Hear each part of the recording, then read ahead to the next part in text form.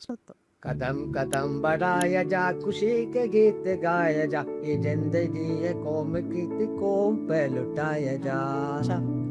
कदम कदम बढ़ाया जा, खुशी के गीत गाया जा, ये जिंदगी है कौम की कौम पे लुटाया जा।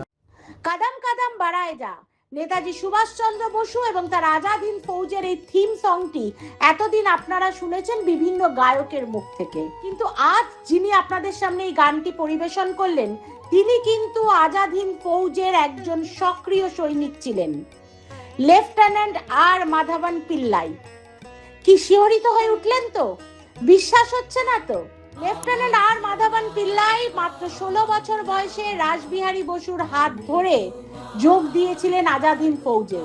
তিনি খুব কাছ থেকে দীর্ঘ সময় দেখেছেন নেতাজি সুভাষচন্দ্র বসুকে, আর্মি ট্রেনিং নিয়েছেন আমাদের সবার প্রিয় নেতাজির কাছ থেকে। কেমন ছিলেন নেতাজি সুভাষচন্দ্র বসু এতদিন তো গবেষকদের কাছে, বিশ্লেষকদের কাছে বইয়ের পাতায় আমরা পড়েছি। আজ আপনাদের এবার শোনাবো আজাদ হিন্দ ফৌজের একজন সৈনিক, এক তরুণ যার দুই চোখে ছিল দেশ মাতৃকাকে স্বাধীন করার স্বপ্ন, তিনি কাছ থেকে নেতাজিকে কিভাবে দেখেছেন, কতটা স্নেহ পেয়েছেন তার।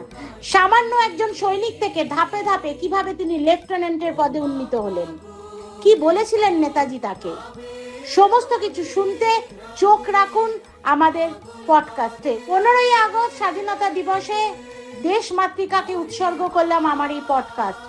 যে মানুষগুলি একদিন দেশকে স্বাধীন করার জন্য, দেশ মাতা শৃঙ্খলা মোচনের জন্য হাসতে হাসতে ফাঁসির দড়ি গলায় পরে নিয়েছিলেন, যুদ্ধে প্রাণ বলিদান দিয়েছিলেন, তাদের সেই প্রত্যেকটি রক্তবিন্দুকে আমার স্যালুট। জয় হিন্দ।